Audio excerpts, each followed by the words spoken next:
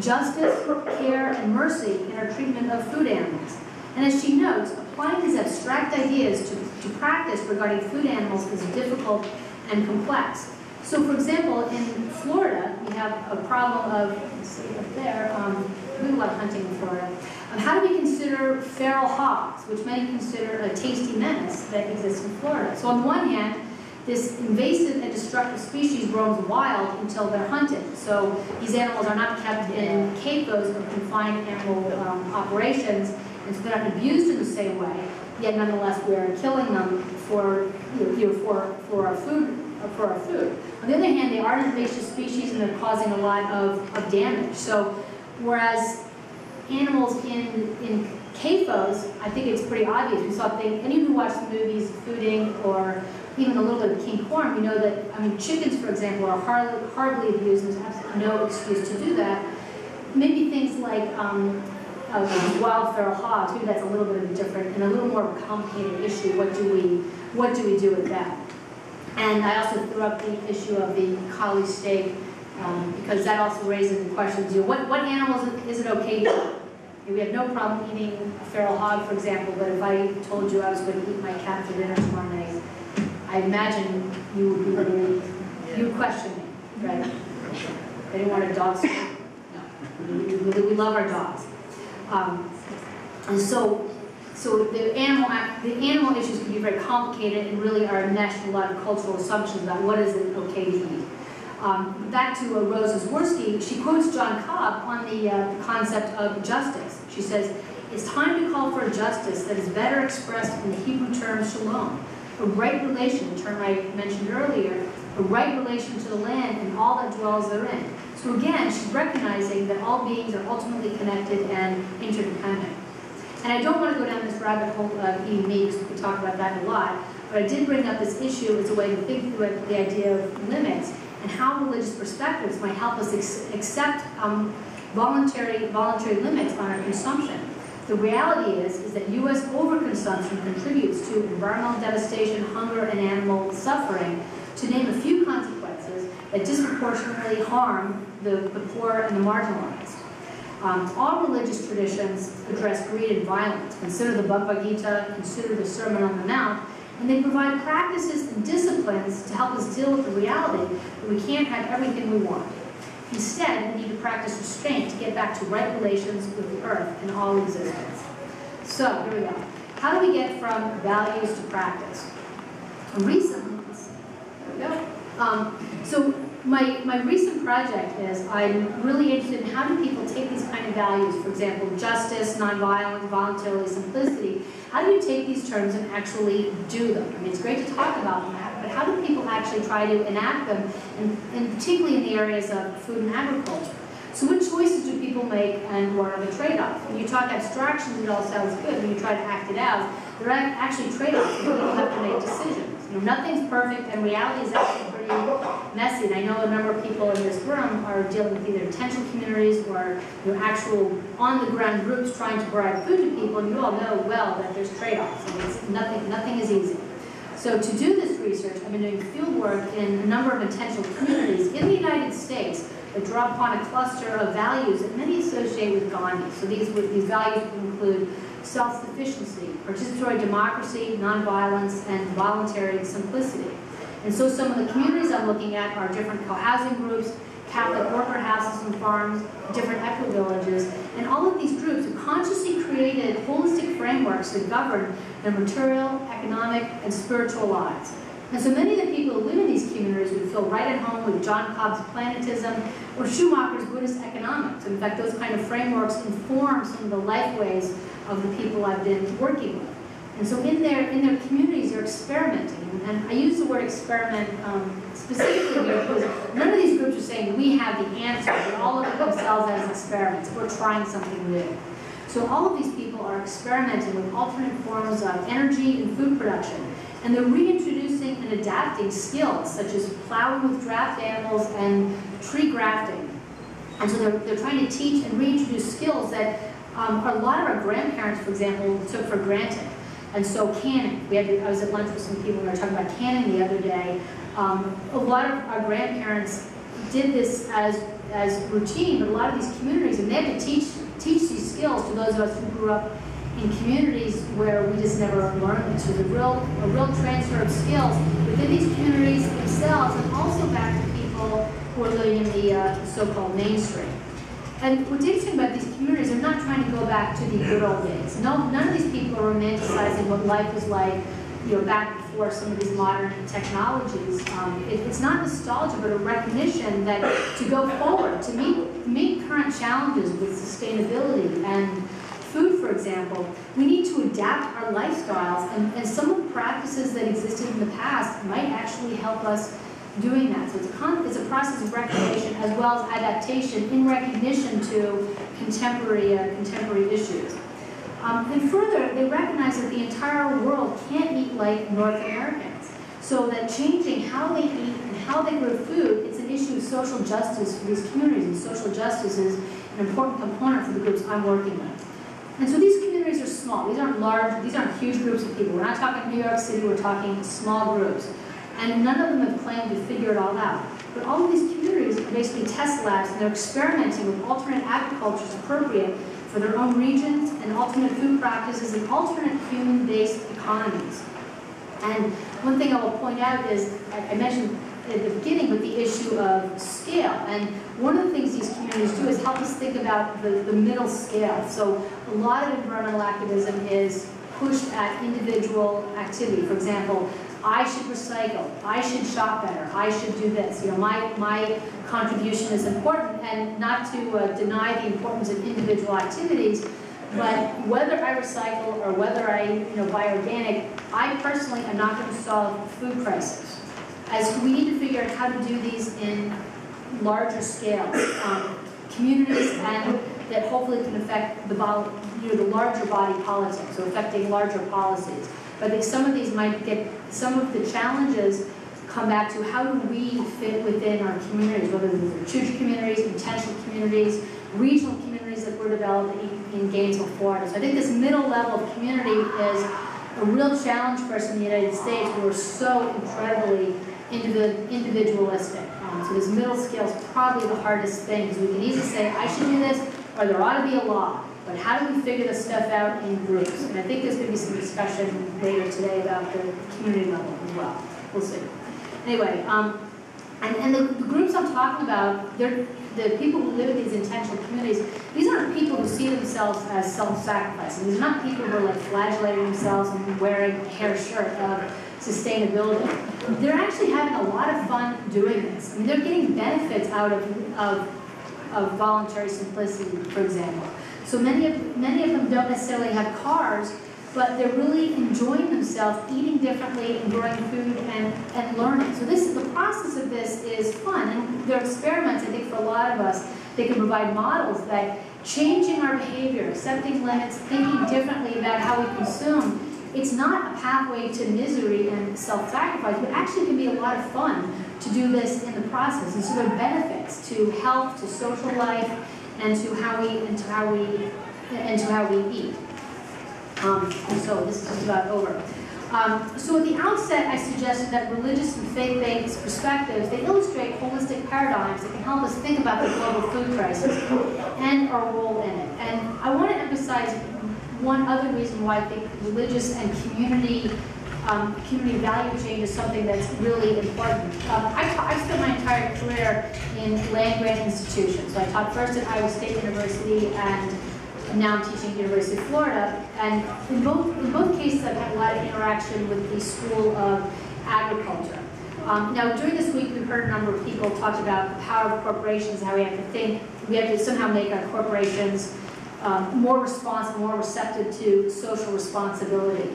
When you're in a land-grant institution, as opposed to the liberal arts wing of things, so I teach in a college of liberal arts, when I go to the ag school, I'm continually reminded of the power and the influence that some of the larger corporations have within the School of Agriculture. So we have professors, there's like I would say there's a John Deere classroom. We had Monsanto money, you have to provide a lecture series, and I love bringing in Fred Kirschman on the Monsanto money, because he basically spent an hour and a half trashing, and that was really good fun.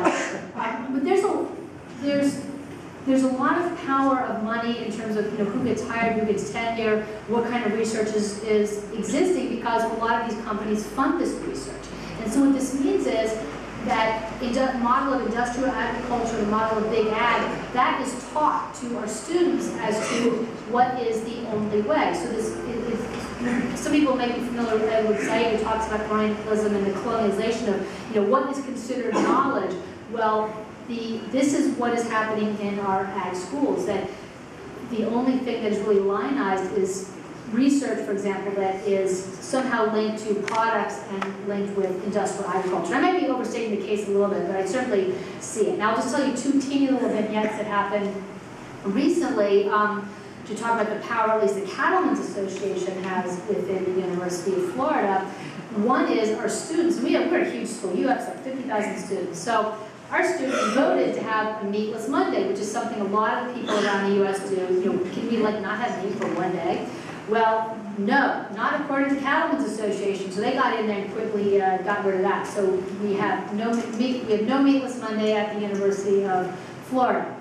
The second thing is I'm on a committee now, which is creating a course that will take a cadre of students through how do we meet the World Food Challenge? Like how do we meet this challenge of 2050? So they asked a bunch of people who deal with food from different departments to come in and talk about how we design this course. And so in our first meeting, one of the deans in the ag school, who's generally very progressive and really open to things, she said kind of with a panic, like, what if the students say we should cut back on meat? And someone else immediately came in with, well, we'll obviously have to guide them in a different direction. Like, hello? What if the students say that? But she said, she was panicked of the phone calls that would come in from the Cattlemen's Association. So, those are just two little vignettes of, my world and probably Anita's world as well, probably the world that some others actually existed in the land-grant university. But I think there's, groups like this can help provide an important counterbalance to what is being taught as the only way that we could possibly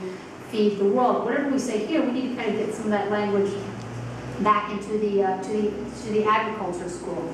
So what I'm hoping is in this talk, what I've suggested that this, this frame of agricultural relations, kinship perhaps, it can help us in our, relations with others, animals, humans, the divine. It can help us consider the broader social and environmental effects of the food we eat and the way it's produced. So alternative agricultures, agroecology, biodynamics, perennial polycultures, these all invoke metaphors and language of reciprocity, mutuality, cooperation, not domination, or even, say, a war on nature. And I think the religious traditions themselves can offer frames and techniques to embrace and even accept limits to consumption, at least for us in the global north. So the food crisis, as I said before, it's a crisis of conscience, and we need to enhance our ecological imaginations to repair all of our relations with animals, with other humans, and with the earth. And I would say the intentional communities and groups like you all who are active, this is the path forward to creating sustainable and just food systems. Thank you.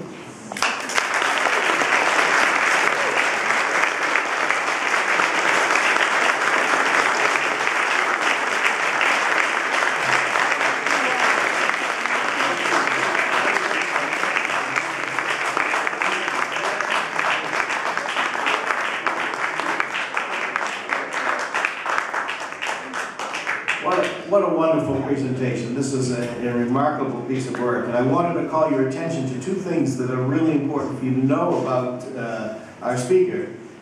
I wanted to call your attention first to her book that just came out in 2012 called Growing Stories from India, Religion and the Fate of Agriculture, just as an important piece of what you need to know about her. But maybe even more important to us right now is the first 3 words of her current book project, called Being the Change. What Gandhi can teach us about sustainability, self-sufficiency, and nonviolence. And I hope about food too. It's all about that.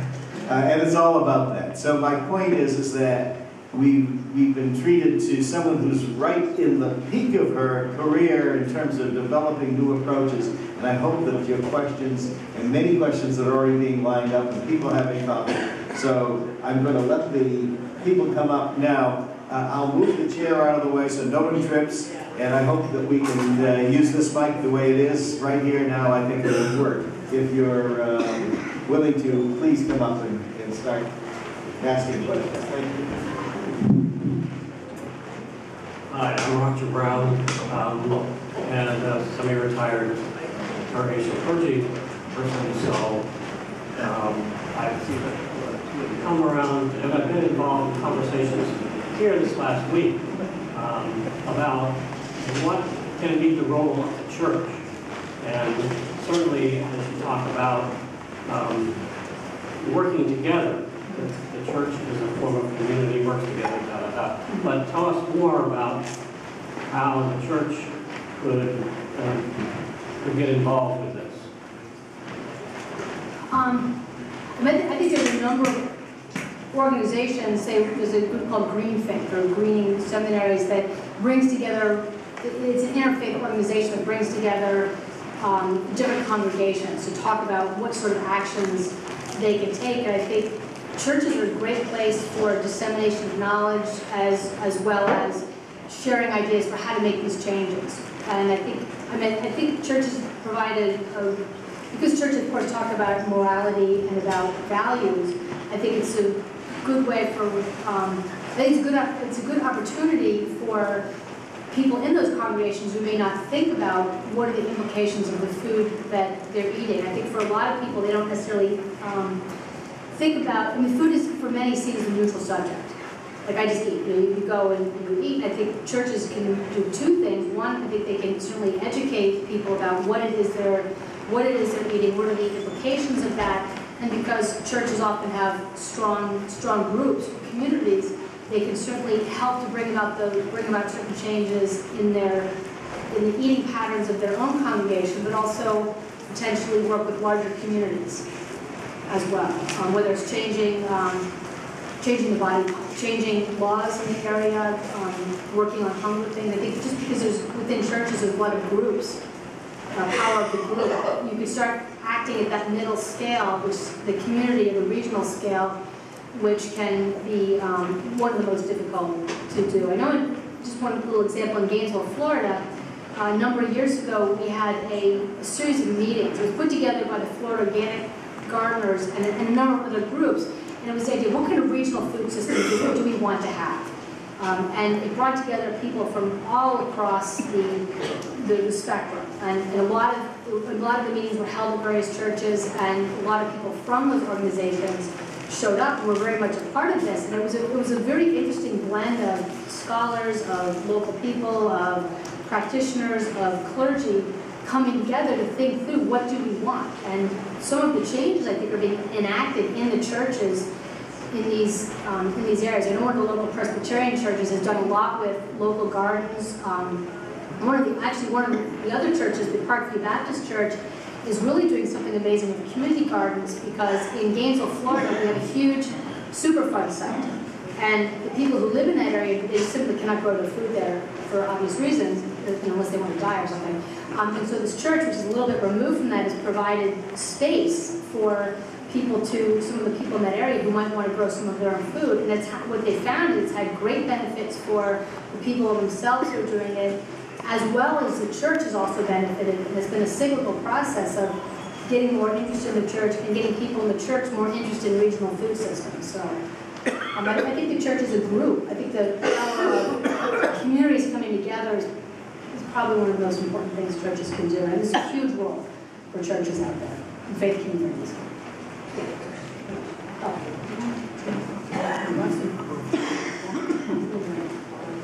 She's taking care of my coffee. Hi, Steve Finn, thank you for that. It was really good.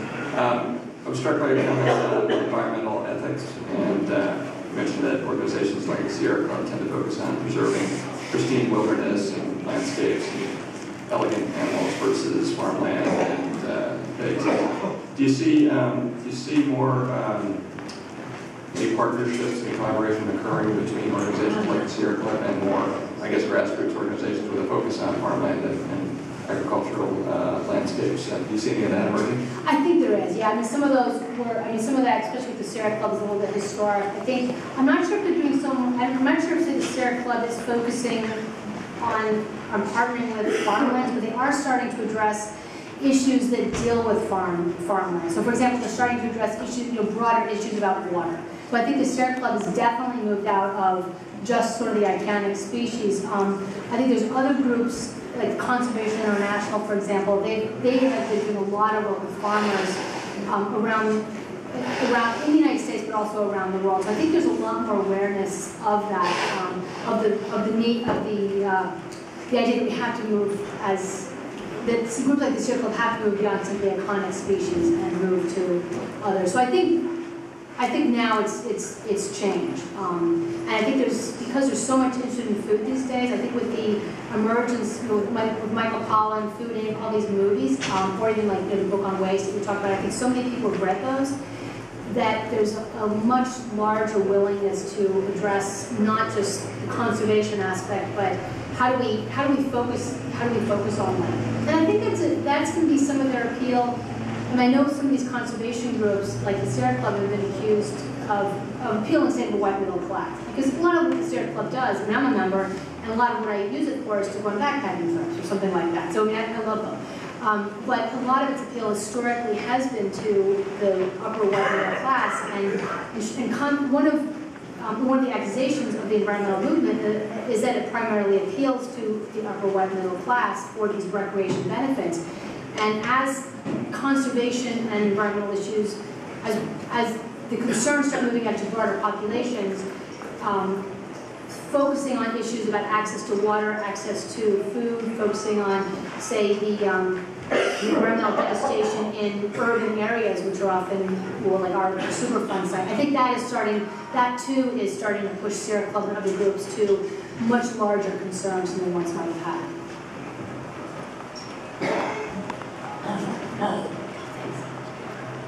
So thank you very, very much, and I hope that we'll be able to follow up at greater length in some of the time that I've gotten us to carve out tomorrow too for a workshop to talk about where we are. But I have one simpler and one more complicated question just to pose at this point. First has to do with the value on convenience in food, because certainly all of the economic studies seem to show us that the major factor in people selecting unhealthy foods and reaching unhealthy weights and associated disease are the major factor is convenience. The economists have shown that very clearly. So I'm just curious whether this issue of convenience, this conceptual framework of convenience, is part of the religious or other spiritual framework, perhaps talking about how hard we should have to work to get our food. So that's my simple question. And then the more complicated issue has to do with the chapel exercise that Roger Brennan very gracefully organized for us last night to think about our vision. What would be vision points that we might have for the future? And they range from very simple but profound points about feeding the hungry, having greater capacity through our congregations to feed the hungry in our midst, to talking about more abstract issues. And Aloka and I both came up with the same vision, but in different words. And one was, and so I simply said, peace and pluralism. And then she went further to say respect for people with very different views, different truths, multiple truths. And as I listened to you talk about agroecology and the model that's produced by some of the major agroecologists in the Leopold Center, looking at perennial polyculture as a model for using and managing the earth, does peaceful is a social analogy, peaceful pluralism, respect for many different points of view, and if that is a reasonable analogy, this pluralism value, respect for many different truths. Does that include truths that say, well, really we should be using molecular biology technologies to produce products that enable us to continue to produce in environments that are no longer friendly to products such as citrus and in Florida? And I just hope that you can very briefly respond to those inquiries. Yeah, first on the convenience, I can't think of how we should come up with the language for that, and how hard we should work. And I think that's a really interesting question, because a lot of the food movement today, anyway, is focusing on, I think there's a certain point at which some of the food, at least in the US, is upper middle class, and it's going back to older technologies, or thinking about canning or doing more cooking. And on the one hand, well, I think that it is important for people to be cooking more food, simply because it tends to be more healthy, and in times of not terribly good nutrition and times of obesity, and the fact that going out to eat can often be very expensive for people.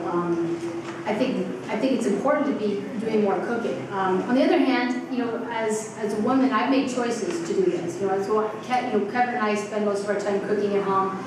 I do a lot of that, but that's my choice. I also worry about the gender implications of some of that, and I don't want to shove a bunch of work back on women who might have 3 kids and be very busy.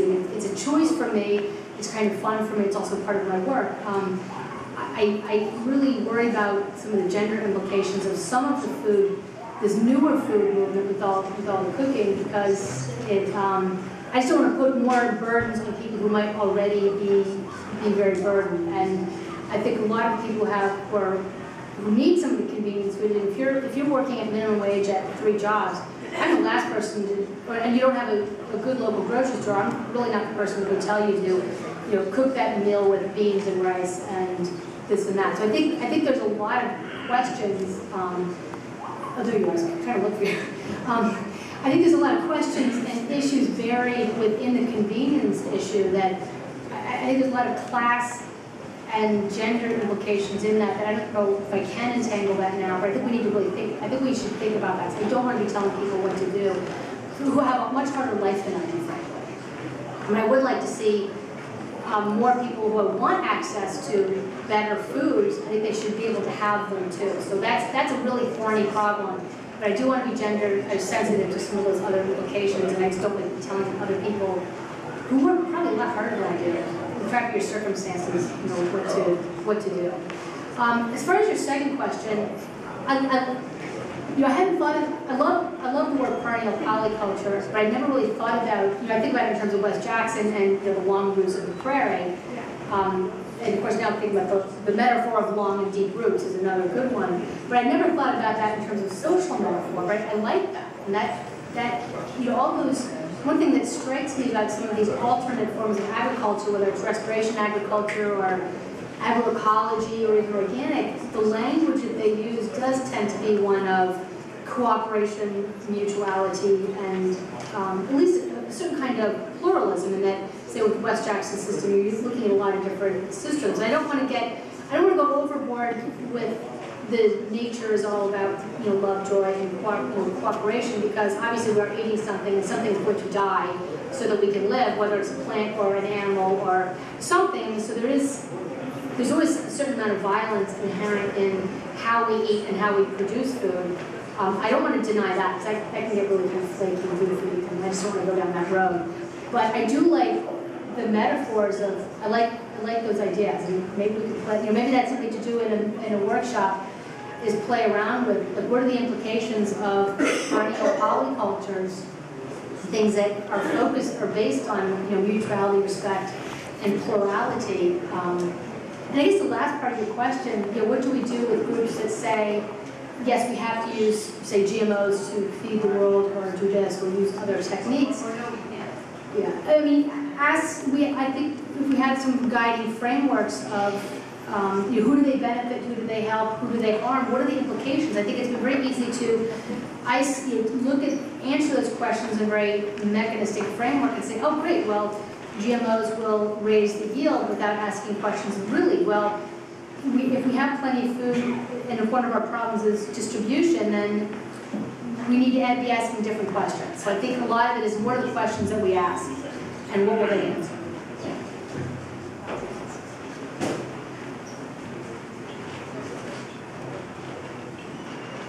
I'm Ian Barber, as most of you have come out by now.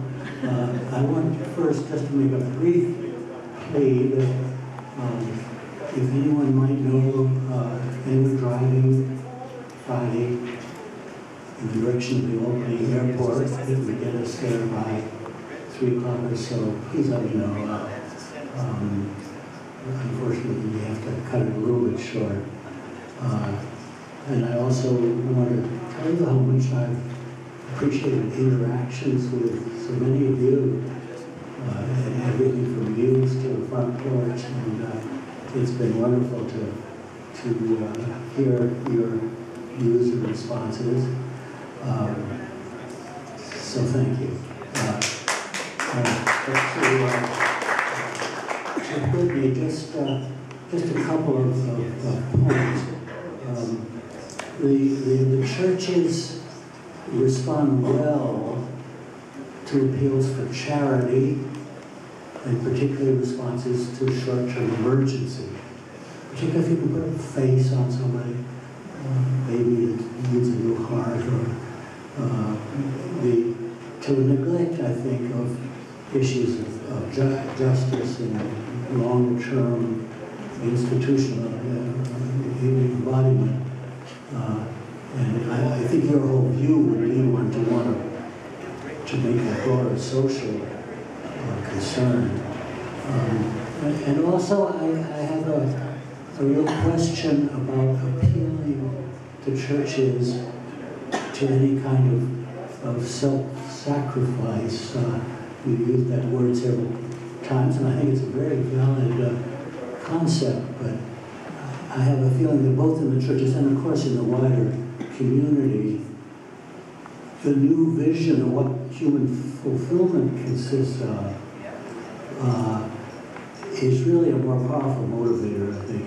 Maybe it's a longer-term process, but to understand that one's own fulfillment is not primarily related to consumption in the supermarket, but to family life, to spiritual life, whatever kinds of practices one wants to take time for.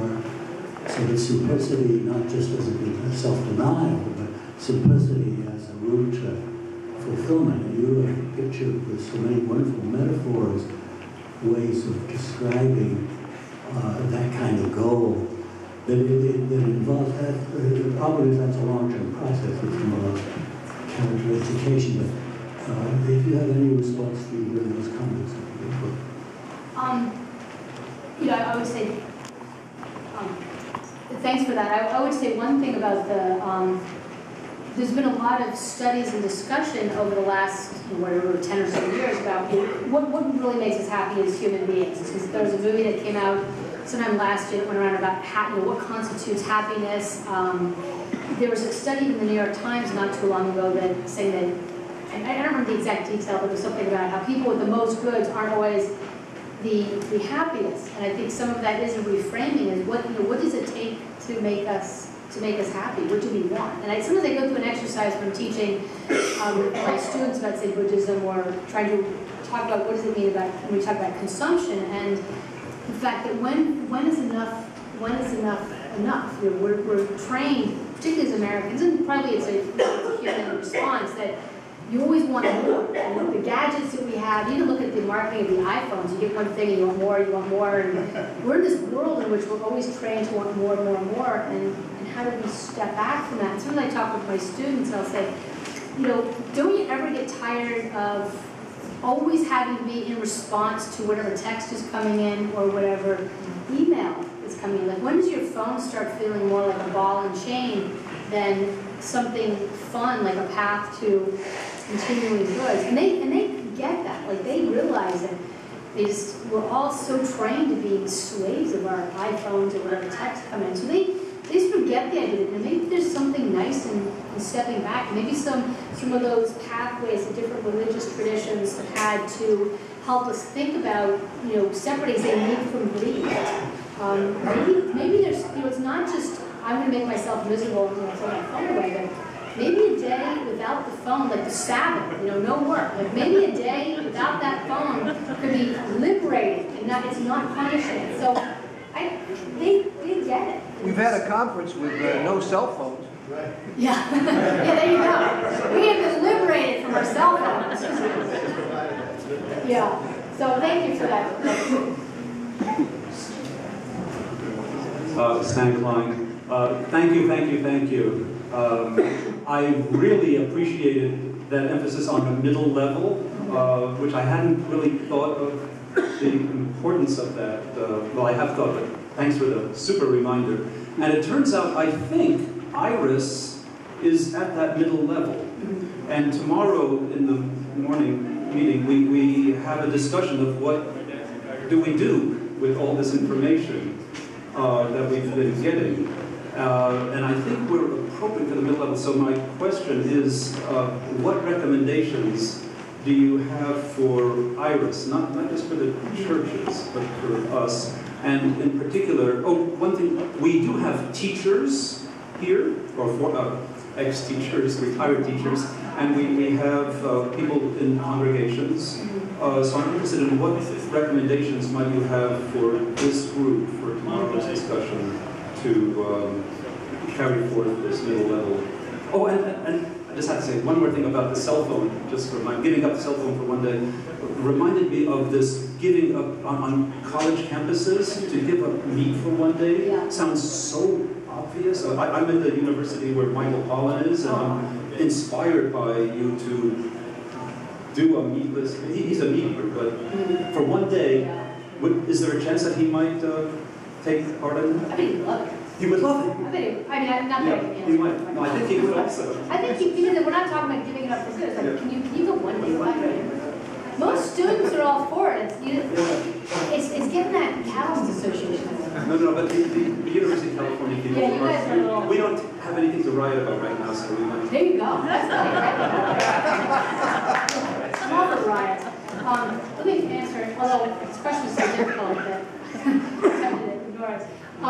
No, that's what do we do as IRAS at the middle scale? I mean, I think Saul kind of reminded me that this one of the projects I'm working on that I blanked out on is being the change, and I think modeling the change as individuals, but also maybe as a group, and maybe how food practices are. I think the food here has been fabulous. There were lots of vegetarian options. The fruit, as far as healthy food goes at the conference, it was kind of blew my mind. So I was expecting camp food like hot dogs and hamburgers, or maybe a lot more chips. And maybe as a group, I know it's hard for conferences, but some conferences are able to incorporate, whether it's healthy foods or everyone brings a water bottle to the conference. Even if they're small actions, they can have a larger impact. I mean, I know it sounds kind of rinky-dink to say, okay, everyone bring their own coffee mug with them, but by doing that, you're actually making a statement. You're actually living something. And I know it would be hard. We can't really make the Y change all of their food, and I don't know if our presence had any effect on how the food. Did you tell them so? Yeah, just apropos of that, over here is a white bucket for the peels, the banana peels and the oranges. They provided that, and they're willing to recycle that starting today in with their food that they send off. So they are conscious of it, and they're willing to take our advice for lunch. How do you deal with the food that's left over for lunch, etc. So we can make a small impact. That's one of the things that I would like all of us to think about. What are the small impacts we can make on the institution that's hosting us right now? Yeah. Sorry to... No, thank you for saying that, because someone else brought up the banana peel issue. And I think one of the points I want to draw from that is how much effect you can have even if you think you don't have an effect. And so several times I've organized talks or little mini conferences at institutions I have been in. So I organized a talk on food and violence like years ago at Iowa State, and we decided we're doing this talk on sustainable food. We wanted to have sustainable food at the conference. Like, what a no-brainer. So when we went to at Iowa State, like most universities, they tell you have to use their food service, as horrible as it may be. It's their rules, so you have to do it. And so we went and said we want to have fair trade coffee, we want to have local fruits and vegetables, we want to have these things. And they went through this thing, and they said, oh no, we can't do it, it's so expensive, it'll be awful. I mean, they just were all crazy about it. However, in the long run, not only did they do it, they realized it wasn't that hard. It didn't turn out to be much more expensive. They actually worked through our local food co-op, so we actually sent business to our local food co-op. And then they were able to put that on their, afterwards, they were able to put that on their website as an option. So other groups later, because They went through that whining and moaning, but they realized, no, you know what, it really is not that hard to go get fair trade coffee.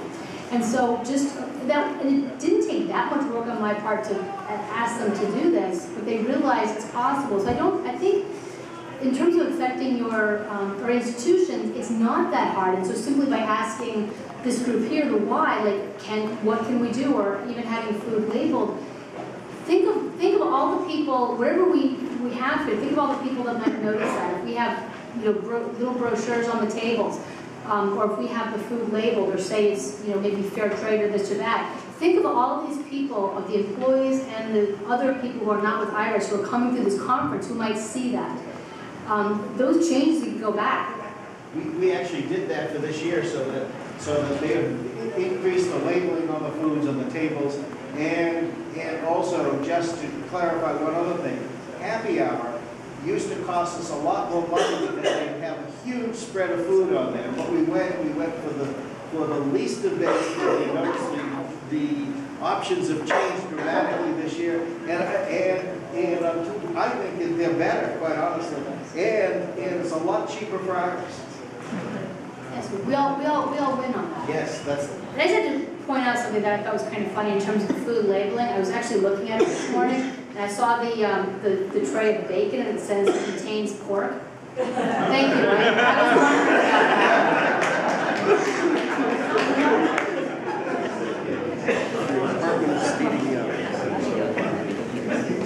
Demi Miller, and I should say that at the start, this is my first IRAS conference, so I'm coming here not entirely as an outsider, because I've been watching and communicating with a lot of IRAS people up until this point. But now the question is, do I really start joining the group? I really appreciate your bringing, religion, and particularly good examples of religious communities, of religious traditions, and how they really are on the ground working. And I say that because one of the things that I have observed that's kind of kept me at arm's distance from IRAS is I think there is a trope that hangs on about religion and associates it, particularly with Western religion, with patriarchy or with the patriarchs in the Bible, and therefore we can dismiss these religions because they're all just authoritarian structures. And that really misses what I have noticed, and I'm biased because I've been 50 years associated with the Religious Society of Friends, which is radically in a different mold. But I think most religions, all religions, have somewhere a pyramidal structure that draws big male egos at the top, who are very authoritarian and doctrinaire. But underneath, there is a middle ground of people who will accept that because they want something else. And at the bottom, there's a very wide grassroots of very decentralized, consensus-based, spirit-oriented mystics who reject authoritarianism and who are always in every institution battling it. And I would like to see IRAS step back a little bit and not get our egos caught up in battling with their egos, and recognize the kind of wealth that you're pointing to in all these religious traditions philosophically and on the ground of people who are working together. And the key organizing principle is compassion. So I would love us, maybe in a future IRAS conference, to focus on compassion as the theme. But in terms of our work on food right now, and in terms of our relationship to the religion part of IRAS, I'd like us to step back from our fear of authoritarianism, of course, and all those reactions in ourselves, and instead look at religion equals compassion, and just try it out for a while. And thank you so much for, I think, in your talk, doing that all the time right now. So.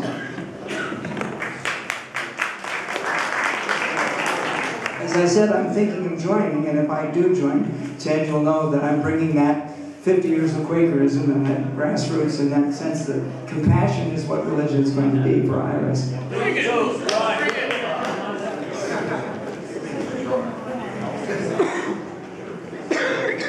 Sahadev Kumar, thank you so much, Whitney, for your wonderful presentation. I wish to say some things that may be slightly different.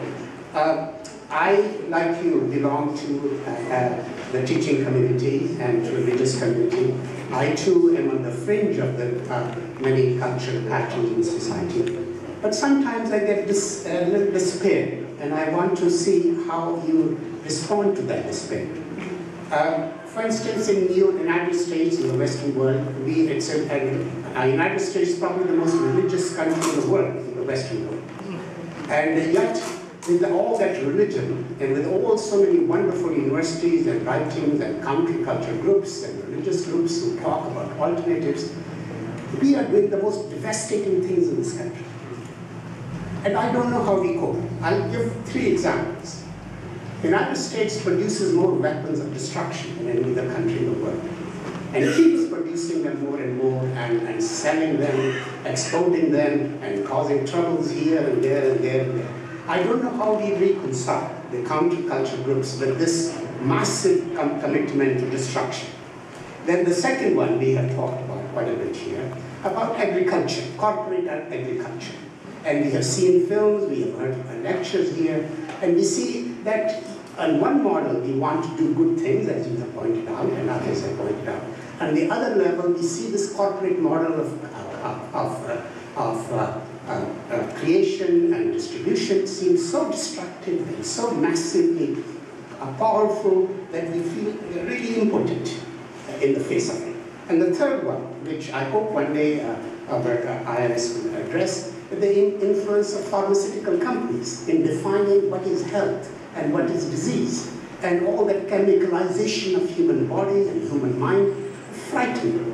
And yet, at the same time, we have all these wonderful counterculture groups who talk with a certain degree of satisfaction and self-congratulatory note that we are doing good things. How do we reconcile this? How do you reconcile this? That's a really good question. First, I'd say a lot of the countercultural groups, I don't think they're necessarily self-confident or congratulating themselves. I think a lot of groups are actually, probably like myself, mildly on the edge of panic or despair. I mean, I agree with all the things you said, and that, at one time we've got these groups where, religious traditions or countercultural groups who are trying new solutions and testing things out.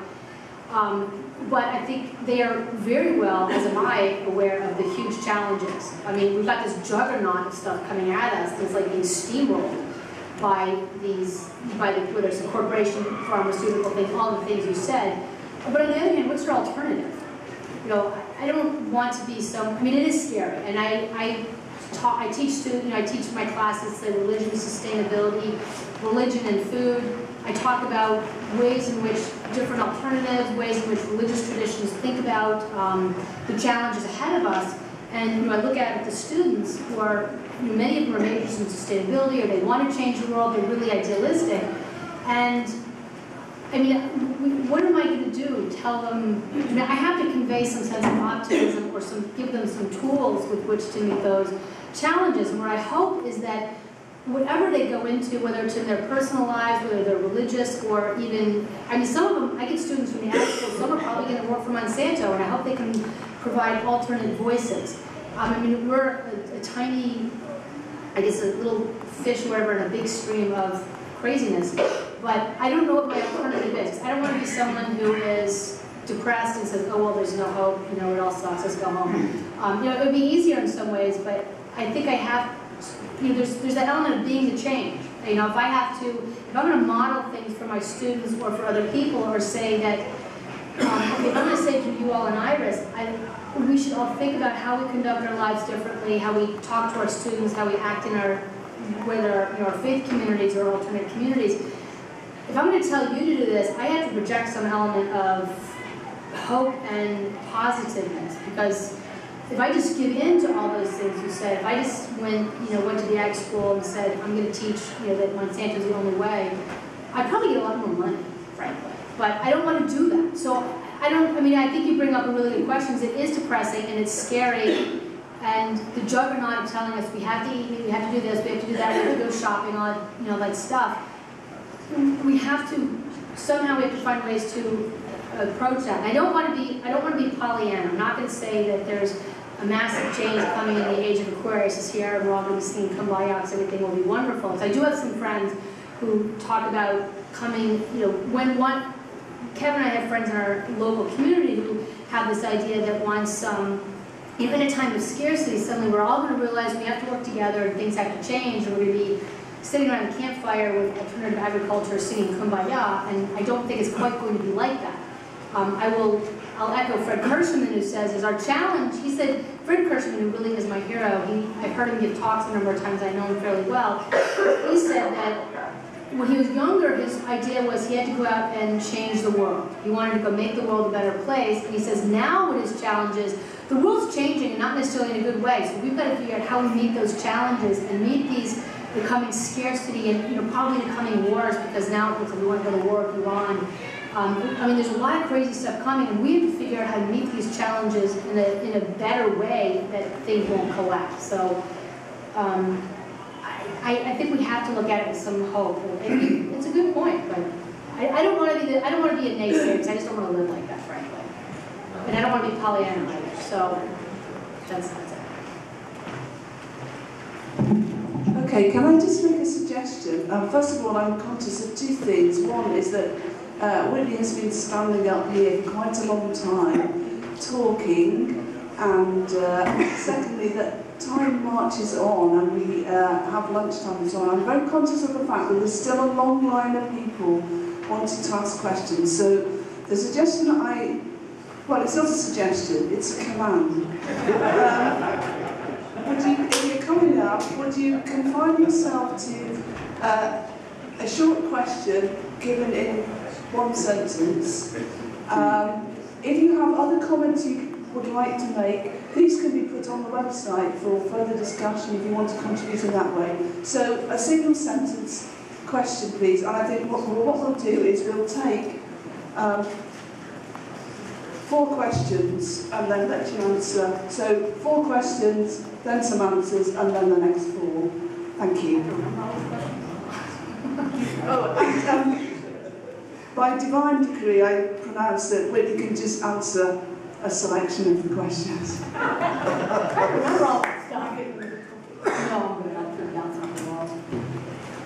finally got it.